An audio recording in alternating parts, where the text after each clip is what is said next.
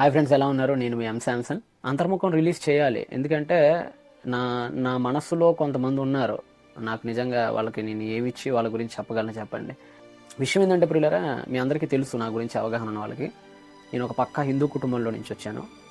ఇప్పటికీ నా బంధుమిత్రులు అందరూ ఎటు చూసినా హిందువులే. ఎవ్వరు ఒక్కళ్ళు కూడా యేసుక్రీస్తు మీద అవగాహన లేని వాళ్ళే అందరూ. ఆయన పిలుపులోనికి నేను వచ్చాను కనుక ఈరోజు మీ ముందు ఒక సేవకుడిగా నిలబడ్డాను. లేదంటే ఈ పాటికి నేను అనుకున్న డ్రీమ్స్ వేరే అసలు వాస్తవం. కానీ నా దేవుడు నా గమ్యాన్ని మార్చి తన సేవకి నన్ను పిలుచుకున్నాడు. అందుకని నేను ఈ విధంగా మీ ముందు నిలబడగలిగాను ఒక సేవకుడిగా.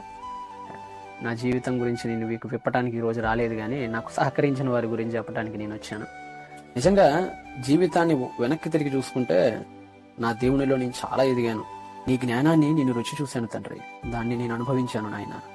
వెనుతిరిగి చూస్తే ఒకప్పటి నేనే ఇప్పుడున్న నేనా అంటే నమ్మకం కలగట్లేదు.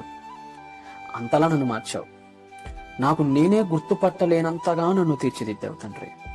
ఏమిచ్చి నీ రుణం తీర్చగలను, ఎంతేడ్చి నిన్ను కొనియాడగలను. Thank you very much my lord, given this life in your image. ఇక దేవుని సేవలోనంటే కొన్నిసార్లు నేను పరిశీలన చేస్తూ ఉంటే 2 అవుతుంది, 3 అవుతుంది, కొన్నిసార్లు తెల్లారుజాము 4:30, 5 దాకా కూడా నేను పరిశోధనలు అలానే ఉండిపోతాను.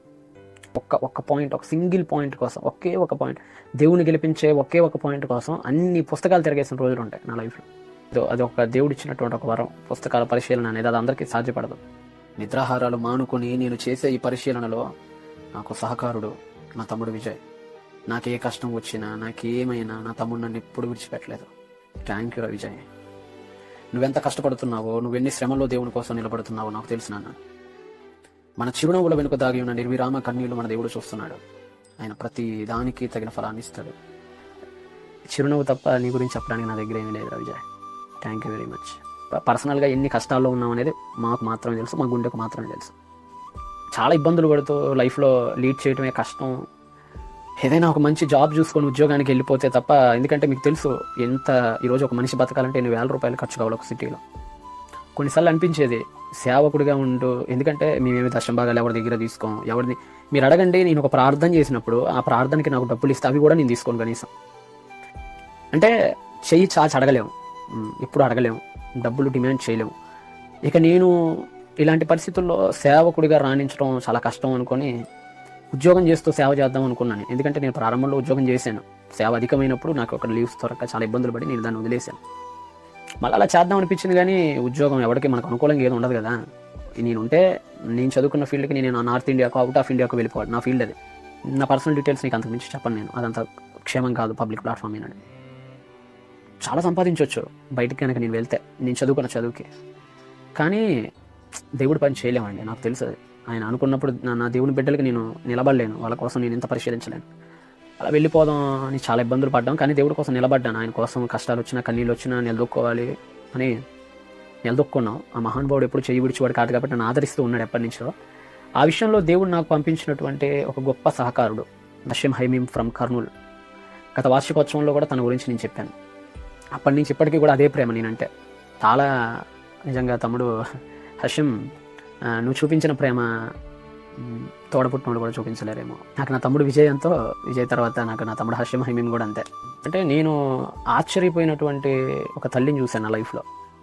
బహుశా కరోనా టైంలో మన వీడియోల్ని బయటికి విడుదల చేయడానికి అసలు కెమెరా కూడా ఉండేది కాదు మన ఛానల్కి.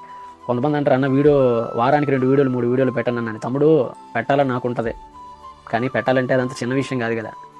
నా వీడియోలు అర్థం చేసుకోవడానికే కొంతమందికి చాలా టైం పడుతుంది. అది నేను అర్థం చేసుకోవాలంటే ఎన్ని పుస్తకాలు చదవాలో, ఎంత పరిశీలన చేయాలో అది నాకు మాత్రమే తెలుసు. తల్లి మా ఎగ్జిక్యూటివ్కి ఫోన్ చేసి, బాబు మీకేం కావాలి అని అడిగింది. తను అన్నాడు, అమ్మ మాకు కెమెరా చాలా అక్కరలో ఉంది, అది ఉంటేనే కదమ్మా బయట వీడియోలు పెట్టేది, మా దగ్గర లేదు తల్లి, చాలా ఇబ్బంది పడుతున్నాం ఆ విషయంలో అని అన్నారు. ఆ తల్లి 2-3 రోజులు ఏమో గ్యాప్ తీసుకుందండి. పాపం ఎలా ఉంటారో తెలీదు. పనేంటో అడిగింది, ఎంత ఇద్దో అడిగింది, ఇచ్చేసిందండి. నిజంగా ఇచ్చేసింది. నిజంగా నాకు అనిపించింది, తల్లి అసలు వెరీ వండర్ఫుల్ అమ్మా, హ్యాట్స్ ఆఫ్ టు యూ. నిజంగా మీరు ఎలా ఉంటారో తల్లి నాకు తెలియదు, నా తల్లి సమానులు మీరు, చిన్నవారైనా పెద్దవారైనా. I love you so much అమ్మా, I love you so much. మీరు నాపై చూపించినటువంటి ప్రేమకు, దేవుడి పట్ల మీకున్నటువంటి అభిమానానికి. నా ఛానల్ మీరు చూడండి, పట్టుమని కోడితే 100 కూడా ఉండవు. కేవలం ఇప్పుడే ఇంత చూశాను, వార్షికోత్సవం చేయాలి కదని 92 వీడియోలే ఉన్నాయి. అంటే చాలా తక్కువ వీడియోస్ నేను చేసింది. కానీ నా క్రైస్తవ ప్రపంచానికి మంచి కాంట్రిబ్యూట్ చేశాను అని అనుకుంటున్నాను. ఆ తక్కువ వీడియోలతో నేను కొంతమంది విశ్వాసాలు నిలబెట్టాను ఆ దేవుని యందు అని భావిస్తూ ఉన్నాను. కానీ మీరు నన్ను ప్రేమించి ఎప్పుడు పెట్టినా సరే నన్ను ఆదరించారు తప్ప ఏనాడు నన్ను మర్చిపోలేదు. నా ప్రేక్షకులు, నా అభిమాన ప్రేక్షకులకు కూడా నా ప్రత్యేక ధన్యవాదాలు. అంటే ప్రతి నెల కొన్ని పుస్తకాలు మీరు నమ్ముతారో నమ్మరోనండి, ఏ పుస్తకం 1000 లోపల ఉండదండి చాలా మటుకు. ఏదైనా 1000 లేదంటే 2500 లేదంటే 4000, 5000, 7000. నేను కొన్న హయ్యెస్ట్ ప్రైస్ బుక్ ఎంత 27,500. తప్పదు, అవి ఎక్కడ పడితే అక్కడ దొరకవు. మనం అన్నీ చదువుకోవాలి, 1000 పేజీలు చదువుకుంటే 1-2 పాయింట్లు మనకి హెల్ప్ అవుతాయి. దానికోసం అంత ఖర్చు పెట్టాలి. నాకేమీ ఆనందం కాదు డబ్బులు పోగొట్టుకోవటం. అవి ఉంటే నేను చాలా చాలా సంపాదించుకోవచ్చు నేను. కానీ ఏంటంటే నా దేవుడికే నేను ఏదో ఒకటి చేయాలి. నేను ఆగని ఎంతైనా సరే దిగేస్తాను నేను. ఆ కొన్ని విషయాల్లో నేను నాకున్న అవసరాలు, నా కుటుంబం పడుతున్న ఇబ్బందులు కూడా పక్కన పెట్టి మరీ నేను ముందుకెళ్తాను. అది నా సన్నిహితులకు బాగా తెలుసు.